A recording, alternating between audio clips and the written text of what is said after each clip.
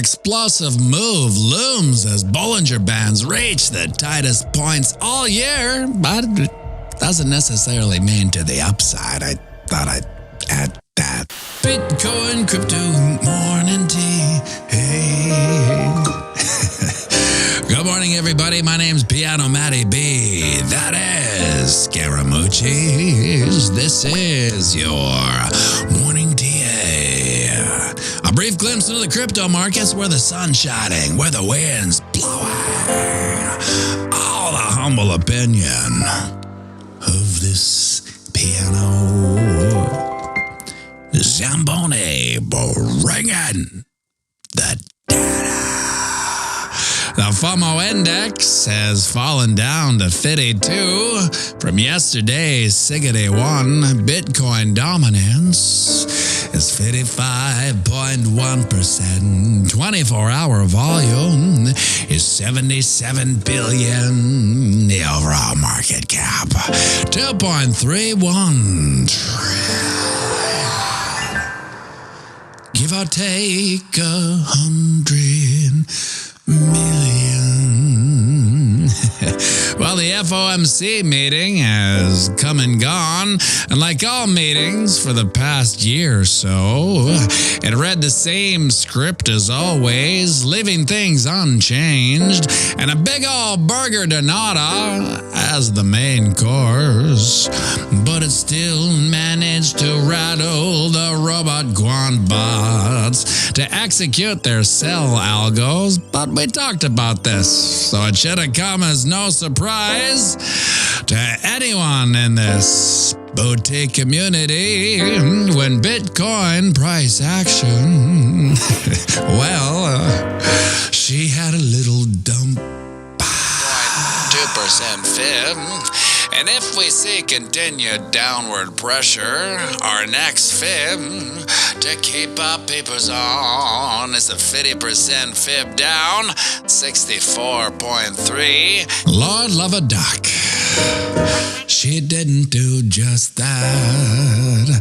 After a week of bearish pressure and consolidation, price action failed once again to get up and over the 50 moving average and plummeted down, finding a bottom and a bounce at 63.7 and has fought back up to at time of production 64.5, placing us underneath the 20 and the 50 moving average and white knuckling our old channel of eternal monotony support, now acting as resistance.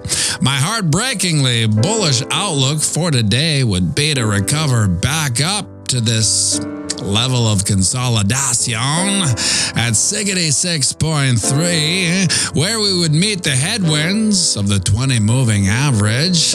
However, we still haven't fulfilled the bearish omen of this cute little bear flag, which does fulfill its destiny down at 62.5. Now over on the ding dong, you can see since Sunday. We've just waterfall down every day. Is that a dat alert? Yes, it is. Holy smokes, it's a double dat alert. Apparently, we have broken underneath the 20 moving average and the MACD.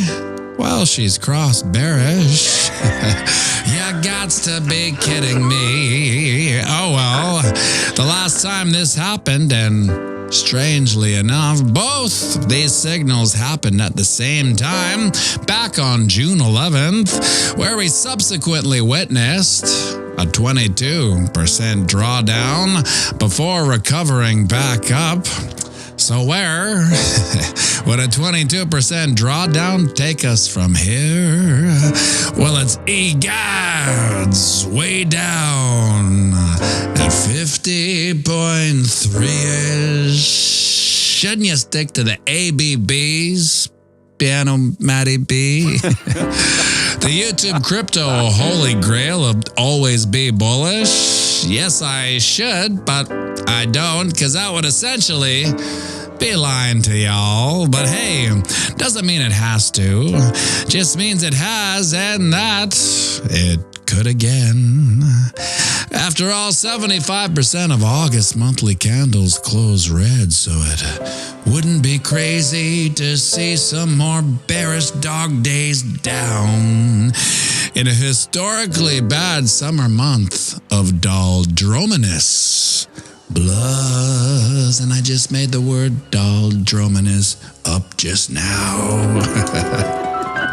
Would you look at that, my friends? The sun's up. It's another beautiful day here on planet Earth. A day none of us are guaranteed. We're not guaranteed these days yet.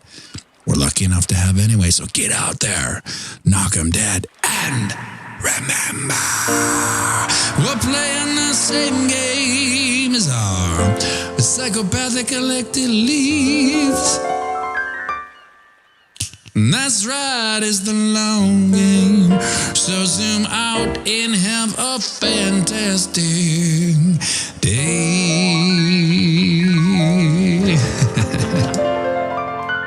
And we'll be going live right away, so grab yourself a coffee. Join me for a quick one. And by all means, sing it with me now. Around the banks of boom to spang, Bitcoin, crypto, morning day. Hey, whoa.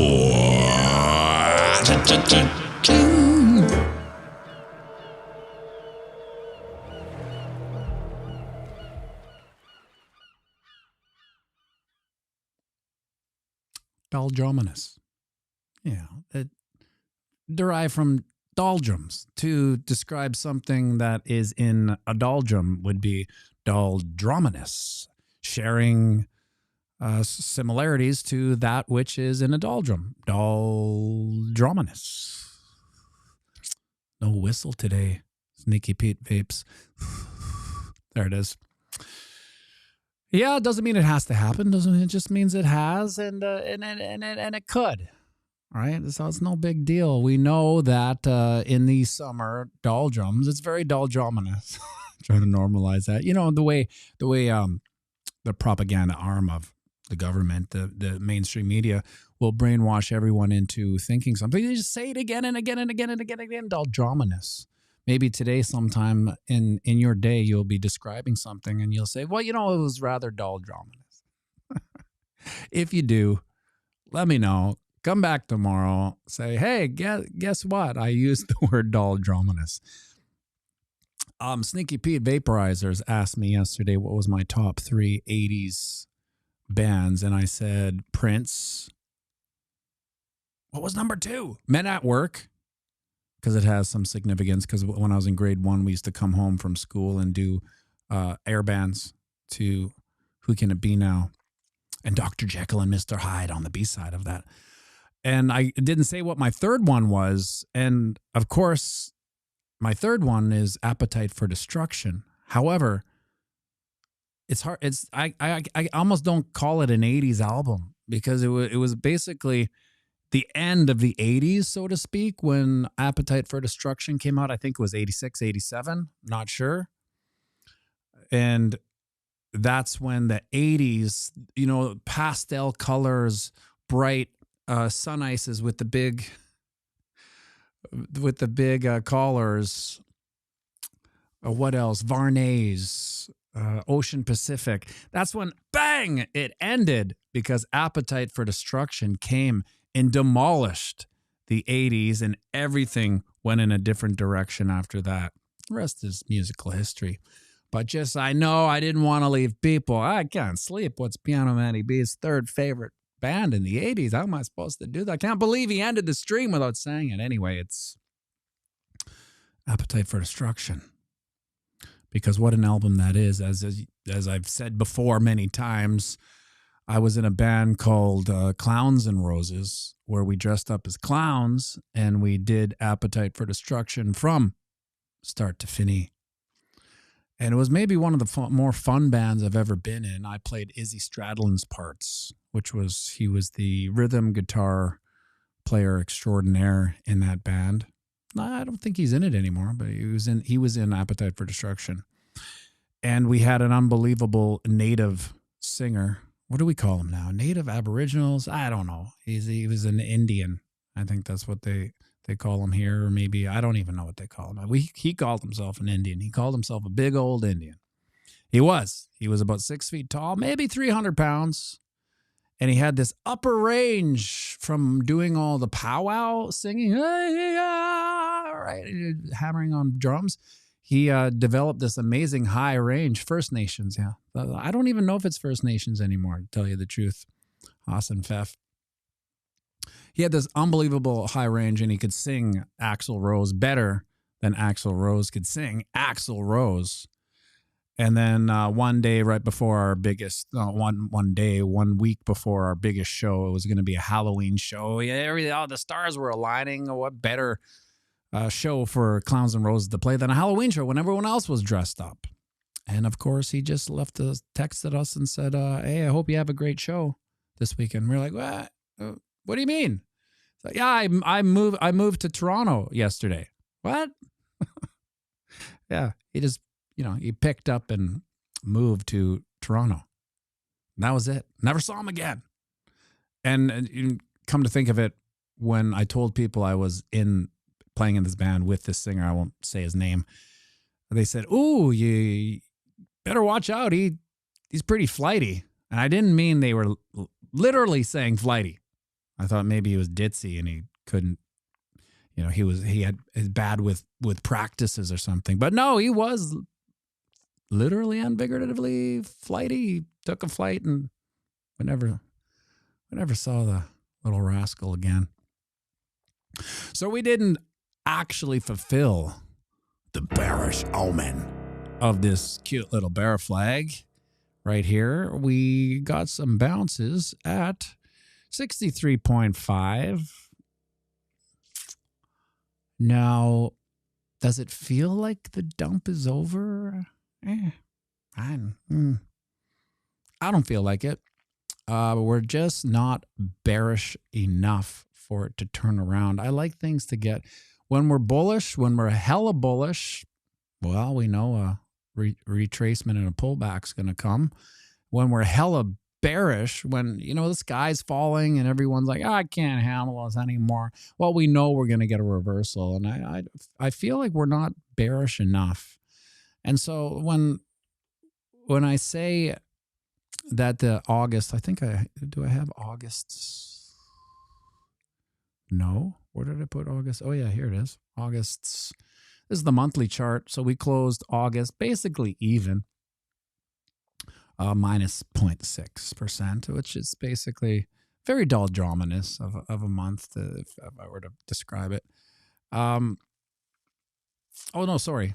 What am I talking about? Pianomattyb. Get on the ball here. What have you only had 4, not 6 cups of coffee? You're right. I've only had 3. We closed July up almost 3%, which is, very, very zero. Johan Wolf, Matty, let's make a best of 80s cover band down here in Hutalco. The Canadian retirees will love us. Yeah, sometimes I think about making a one-hit wonder cover band. I just don't got time, between the live piano stream every Friday, Saturday at 9:30, the biggest and the best, and all YouTube and Max. But you never know. Maybe we'll do a night of one-hit wonders. Anyway, July 3%. I call that zero. August, generally 75% of Augusts are red. Now, the question you might be asking or thinking, but hey, Pianomattyb, what about, are the 25% in bull markets? Yeah, maybe some of them were, some of them weren't. So it's hard to say. I would lean towards August being dull draminous because we're in the heat of the summer doldrums. We have nothing really happening. We have Jackson Hole coming up. As far as fundies go, we have Jackson Hole coming up at the end of August, I think. But who cares, really? It's like, what we got to do? We got to have a meeting at one of the nicest golf courses in the country. Just let all those plebs know that, we're still working. We're not all in the Hamptons. I mean, most of us are. But we're also playing golf at one of the nicest golf courses, private. It's not really professional. You won't see it on the tour, so to speak. And we'll give you a little something about the economy. Nothing really matters. Nothing. It's like I opened yesterday's video with, it doesn't matter what they say. We have usurped the political elite with Bitcoin. You've saved yourself. You're now on a life raft, an economic life raft, and no matter what they do, you're okay. Can what they do affect the short-term price of Bitcoin? Yeah, of course. The markets are the markets. However, long-term, we're on the winning team, and that's really all you have to know about this market. There's a couple things that could happen that is both winning for Bitcoin. So let's take a look at them. What's the first one? Let's say there's $35 trillion in debt. Can we get rid of the monthly chart now, Wick? Ask your wife, Wick's wife. Yeah, okay. Get rid of it. You can ask yourself, there's $35 trillion in debt.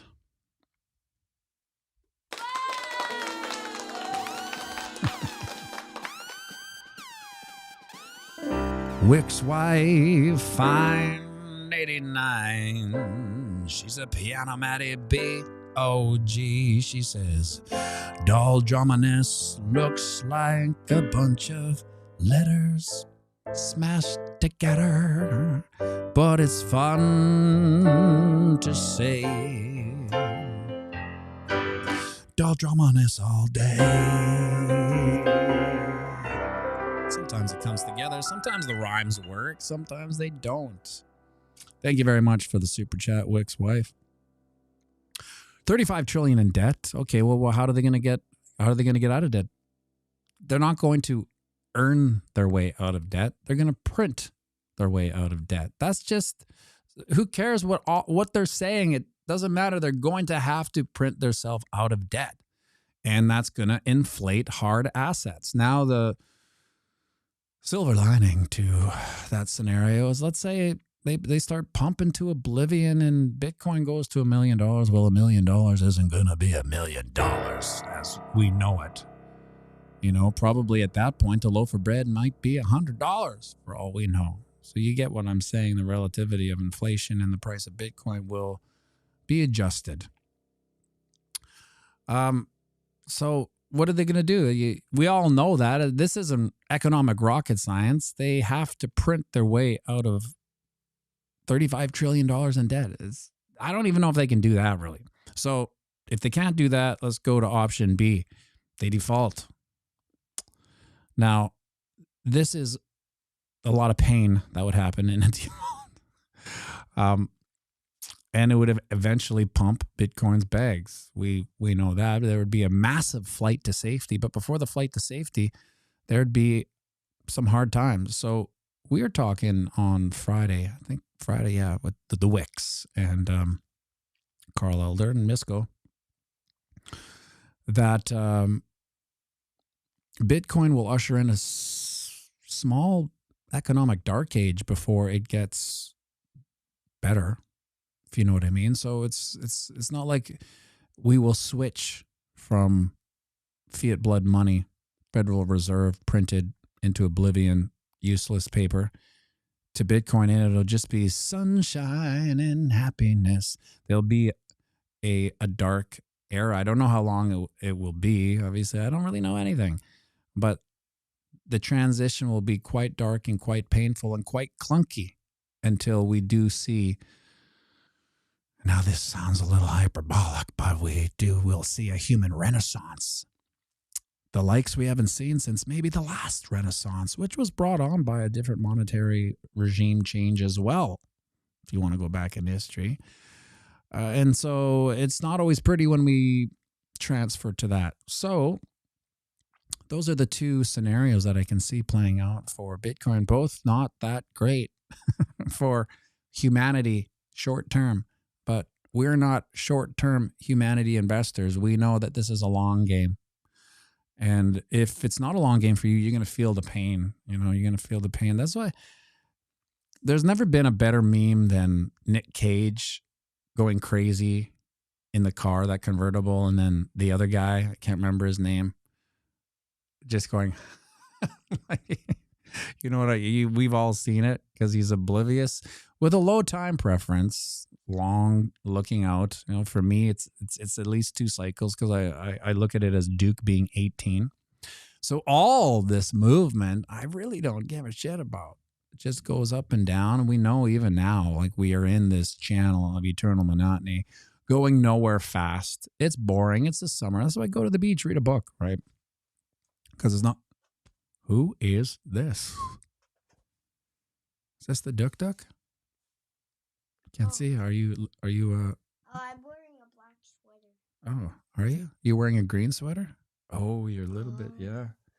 Okay, remember, don't push on the piano. Okay. Don't push on the piano. Let's get there. We go. Don't I look good with like kind You do. of green skin? You're luminescent, Duke. Wait, I'm see-through. Yeah, I guess that's the right term. See-through. Luminescent? Is that see-through? Whoa. I kind of look like the color of a dinosaur. You do look like the color of the dinosaur. All right, Duke. Well, are you bearish or bullish? Well, I haven't asked you in a long time. Bearish or bullish? Bullish. Bullish. Well, you got No, bearish. Bearish. You're just saying bearish because I started to agree with you, and you know, as a functioning male, you have to have a certain degree of contrarianism in order to fight the system, right? Is that what's going on here? Yeah. Okay. Well, let's sing the good peeps out, my boy. We're playing the same game as a circle back to collect the deletes. Let's ride so long game. Doesn't remember our fantastic day. Oh, wait a second. Piano's not on. So Zuma. Fantastic day on the banks of space. Bitcoin, pianomattyb. Good morning, everybody. In a strange twist of events, me turning on the piano somewhat threw you off, one might say. Correct or incorrect, Duck Duck? So we got a big day today. We're going to go play some tennis after this and maybe hit some balls at the range. And then, of course, much to Scotty Moss, much to Duke's chagrin, we got to go by Costco. Don't we, my boy? Silence. Have a good day, everybody. Thank you for tuning in. Thank you for the likes and thank you for the shares. Make sure you like and subscribe and share this video.